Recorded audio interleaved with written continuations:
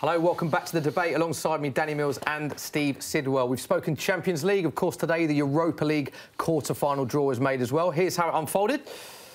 Arsenal will play Napoli. It's an all-Spanish tie as Villarreal will play Valencia. Benfica have drawn Eintracht Frankfurt and Slavia Prague against Chelsea. Danny, come to you first. Let's talk Arsenal, drawing against Carlo Ancelotti's Napoli. And, of course, this tie was switched as well for the same reasons we saw. So Arsenal play at home in the first leg. Again, that was the same reason we saw with the Manchester teams, because you can't have two teams from the same city in the same week playing home and away. So Arsenal against Napoli. Thoughts on that draw? Tough draw for Arsenal, that, wasn't it? Yeah, it is. I mean, it's one of the most atmospheric stadiums that you can go to, though in Naples, you know, and that's sort of the second leg will be absolutely huge. You know, it's a proper old school stadium. The atmosphere will be amazing for that game. It's tough for Arsenal, I think. I mean, Napoli were very unlucky against Juve not to come back. You know, after going down to 10 men against them, they're a good side, a very, very good side. I think Arsenal, again, on their day, can beat anybody and can be brilliant. I had them going through against Rennes, no problem. And I think, you know, at home, again, not a problem. Again, it's when you've got that second leg at home. So they're a little bit unfortunate, again, that game's been switched through no fault of their own. You come out the draw, you think, brilliant, we're away first leg, that suits us, and then it gets switched the other way around. Yeah, Napoli, tough one for Arsenal, this. Yeah. Danny sort of alluded to it there, quite inconsistent. Arsenal on their day have been fantastic this season, but over two legs, they've got to get that consistency, particularly away from home in the Europa League. It's just defensively, isn't it? It's just been their downfall all season. You know, it's a great opportunity now. They've got, you know, two great chances, obviously, with top four football, and obviously the chance now of winning the Europa. But Unai Emery has got a great affiliation with it, obviously winning it with Sevilla. Me personally, I think they've overachieved this year, Arsenal. I really thought that they was going to struggle. I thought there was going to be a real transition period that was going to last 1 to 2 seasons, a couple of transfer windows. I'll take my hat off. I'll take my hat off to them because they've done really well. They've done really well, considering the inconsistencies that's been there. I mean, defensively, as I said, they're a point behind Spurs. You know, which is incredible where they were, or think they were, you know, quite a while ago, you know, 11, 12 points behind them, whatever. Their run into the end of the season looks favourable. Arsenal generally finish quite strong as well. I just think it is massively unfortunate the second leg is going to be in Naples, because it's an incredibly difficult place to go as it is. But if the first leg's tight, there's a goal in it. Away from home, that second leg, you're at a massive disadvantage in that sort of atmosphere. They beat Liverpool, didn't they, in the group stage, Champions League, Napoli. Yeah. So it's, you know, that's something. And Carlo Ancelotti, of course, 3 Champions Leagues as a manager. He very experienced manager. Couple as a player as well, yeah, exactly. Yeah, very experienced. It is going to be a tough one for Arsenal. Where do you think they should be prioritising now? Because obviously, as Danny alluded to there, only a point behind Spurs, top 4, but for a Champions League space. But of course, do they need to prioritise? But Europa League is a Champions League space. I think you don't prioritise. Certainly as a player, certainly as a manager, you don't prioritise at this stage of season. It's that old cliche: you take one game at a time, and the closer you get to it, then you know it starts becoming a bit more visual. But I think they'll drop out the top 4. Do you? Yeah, I do. I think United and Chelsea will push them strong. And I think they're going to go for it in the Europa League. So that's their best chance, you think, of Champions League football next year? I do, personally. Winning the Europa League. Do you agree with that, Danny? I mean, it could come down to a Chelsea-Arsenal final. You know, that would be magnificent, and that could end up being not just for a trophy, but for a Champions League spot as well. And we know what difference that makes in terms of recruitment, getting players in. Everything about being in the Champions League is special. I just think that now the race for the top 4 now, I think, has just been blown wide open. You know, if Chelsea win their game in hand, they're on 60 points, same as Arsenal. Man United drop into 6, if that happens. Again, it's going to be touch and go, you know, between now and the end of the season. And I think, you know, Arsenal, they don't need to worry about what is the priority. There's not enough games for them to worry about that. They just got to keep playing and winning those games. You know, Manchester City might look at it and go, well, actually, the FA Cup, we'll rest a couple of players in that because we're playing against weaker sides and they can afford to do it because they've got such a strong squad. I think Arsenal have just got to try and go out and win every single game. Yeah, you alluded to the top 4 has been blown wide open. We can see the remaining fixtures now. So 4 teams left in it, of course. This is the race for the top 4. Spurs, Arsenal, Man United and Chelsea. Steve, looking at those fixtures, the one that jumps out really is that Arsenal don't play any of the remaining top 6, and they currently lie in 4th as well. So I know that you said that you think they'll drop out. Yeah. Do you still think that, looking at the fixtures? I do, because who would have thought that that Spurs would have gone on a run of form and would have lost against Burnley, Southampton as well. Southampton, yeah. Chelsea, you know, you wouldn't have said that. So I think at that stage of the season, when it starts getting to the end and pressure's on there, I think it goes all out the window. If you get that momentum when you're winning games, you just want the next one to come. It doesn't matter who's put in front of you. You're confident. Everton away, Watford away could be potentially difficult, I think, for Arsenal. They're the sort of games that they're the sort of games where Arsenal could slip up quite easily. On the other side of that, not going to ask you to predict all of the results. There's a lot of information to take in from there. But turning it around, who do you think has the easiest run, should you say, or the least tricky of those 4? Do you think Arsenal have got the... On paper. Well, you'd say so, yeah. And the toughest? Probably Manchester City. You think Manchester City? Yeah. I think, because they've got away games against Man United and Tottenham. And they're very, very difficult. But for the top 4 out of these teams, so Spurs, Arsenal, Man United and Chelsea, do you think Arsenal have got the nicest run in? Who do you think's got the hardest out of those 4 teams? Chelsea have got Liverpool away and obviously Man United away. Some tough games there. So there's some tough ones there. Well, Tottenham have got difficult games, haven't they? City away. Tottenham have got Liverpool away and City away, yeah. Some tough games. And, of course, as we said earlier, the adaptation to the new stadium as well. There's every chance that Spurs could lose both those games. And suddenly, that might see them drop out of the top 4, you know, in a very short space of time.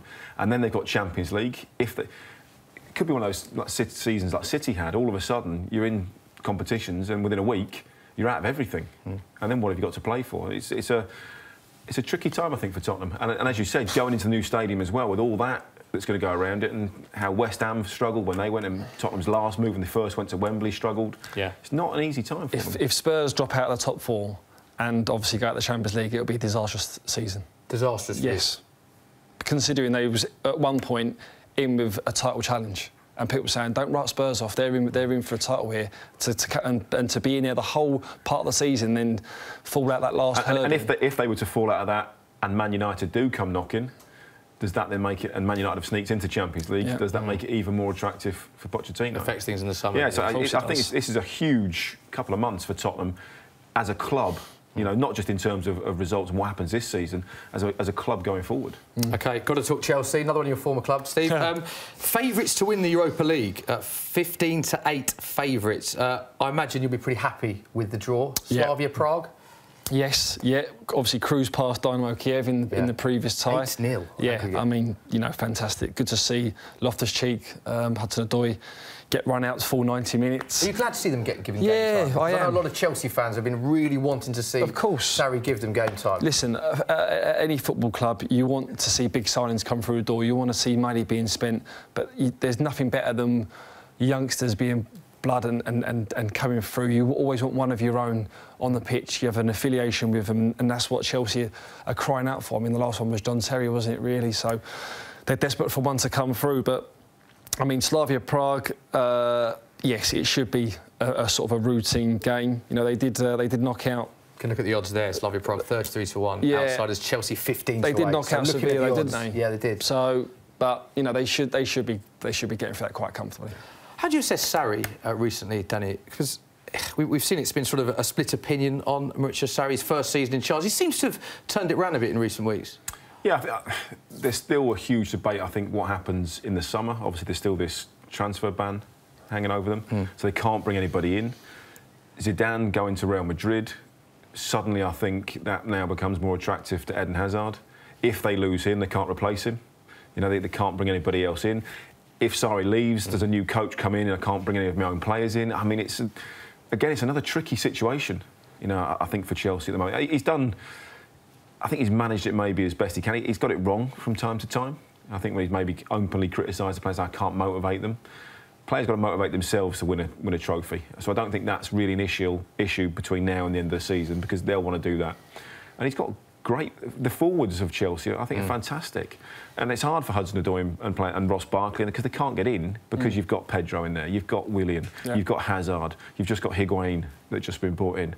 You know, you've got some exceptional players in there. So it's Pulisic will be joining them. Yeah, obviously in the summer as well. Yeah, that's already done. So for these young players, it's difficult for them to break in. Champions League is a must for them next year. They can't go 2 seasons without Champions League football. They have to be. What happens if that does happen for them? Well, we've seen what happens on the managerial point of view. And Chelsea in itself, I mean, football in itself and that's why I mean it's difficult, because if that does happen, Steve, and they can't bring in new players, how attractive is that to a manager that's possibly going to come in? Yeah, but football in itself is an instant results business, no more than obviously being at Chelsea. We've seen that from a managerial point of view. If the job's not done, then you're out, next one's in. So with that said, do you expect to see Maurizio Sarri as the manager of Chelsea Football Club next season? I don't know. You don't know? You can't sit on the fence like that. I don't know. You don't know? If they get Champions League, yes, it'll be there. That important? Yeah. Yeah. Danny? Again, I think it's such a difficult question. So if they do lose out, who wants to take it? Who's going to come in? Because if you lose Hazard, if he goes, which would if they don't make Champions League, would have to say would be highly likely, because Real Madrid look like they're going to have a real good spend-up, and we know how close or how much Hazard wants to play for Zidane, how much he admires him. So that's a huge pull now suddenly for him. A manager coming in goes, well, I've only got these players, I'm not in the Champions League. Is it suddenly that attractive? Do they have to then look like almost a second-tier type manager, whereas they've been used to going and cherry-picking the best around the world? I think you're going to have to just wait and see what happens, see where they end up, and then that will then decide on maybe who is available and whether Sarri stays, whether he goes. It's interesting, you both said there that how Chelsea's running, if they get Champions League football, will affect Sarri. I imagine that'll have a huge impact on Eden Hazard as well. Yeah, I mean, listen, I'm his biggest fan. I mean, I love him. I mean, the way he plays the game, the way he gets tackled, he just gets there, he gets up, he gets on with it. He plays with freedom. He's their talisman. He's won numerous games single-handedly. If they lose him, it is a massive blow. Irreplaceable? Yeah, you think? For Hazard, yeah, huge. Well, he is, because they can't sign anyone. Yeah, literally irreplaceable. So for at least a season, he is. And again, it's like Real Madrid losing Ronaldo. You're losing 20 goals from Hazard, plus another 20 assists, and you've got nothing to replace that with. Yeah, it's very makes it very, very difficult for anybody coming in to keep that team even anywhere challenging the top 4. Yeah. Bit of news today as well. We've got to bring this to you. FIFA today announcing that following a feasibility study, they're looking at the possibility of expanding a World Cup, increased from 32 teams to 48 teams, potentially in the 2022 World Cup in Qatar. A decision will be made in June. Steve, interesting news that before we came on air. What were your thoughts when you first heard that? I can see why they're doing it or trying to propose. I can see why, because obviously it gets other nations, doesn't it, a chance of being in top competitions. The only worry for me is when you're going to get lesser quality football nations coming. Is it going to be like what England go through in the qualifying sort of stages of teams just in terms of how opposition set up against the bigger teams? Yeah, I mean, we're talking about a World Cup here with one of the glamorous games. It's supposed to be the best of the best. There's a qualifying process, so it is the best of the best. Even if you're a big team, and we've seen obviously the likes of Holland and Italy miss out recently. If you don't qualify, tough. You get 10 games, you get that opportunity to do it. That's what qualification's for. You'll end up with, you might have some really average teams in the World Cup. I think it will reduce the quality of the competition as a whole. Yeah, I think it possibly will do, because you'll end up getting games that are just 4-0.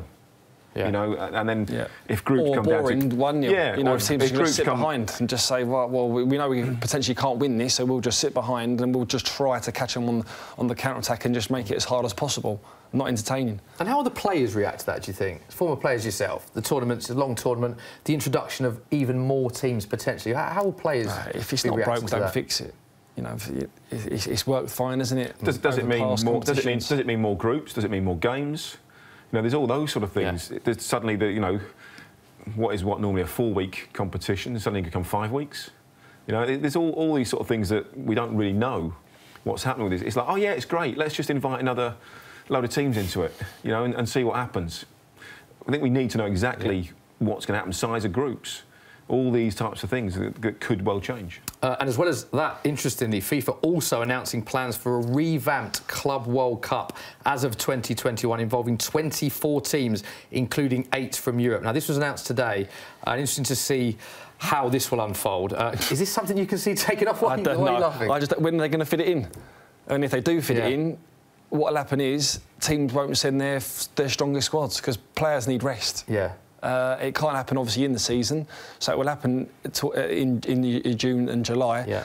Squads will just say, right, my top players, my top 6, top 8 stars, you just say out. Yeah. We'll send the 23s and a couple of 18s and go and showcase it. It seems like, on the face of it, it's just another sort of money-making exercise. You know, sponsorship exercise to keep football global. It is global anyhow. You know, I don't quite understand it. We've got enough. There are enough competitions, you know, out there. We don't. Also, you've got to think about the fans as well. You know, suddenly, where's this going to be played? Are these going to be like one-legged ties, two-legged ties? Are you going to have to fly halfway around the world? You know, you're going to have to fly to South America to watch your, the away leg, or is it going to be in one place? Again, it's almost like, let's have an idea, let's chuck it out there without thinking too much about the bigger picture and what it means to clubs, to fans, players, and when you're going to fit it in as well.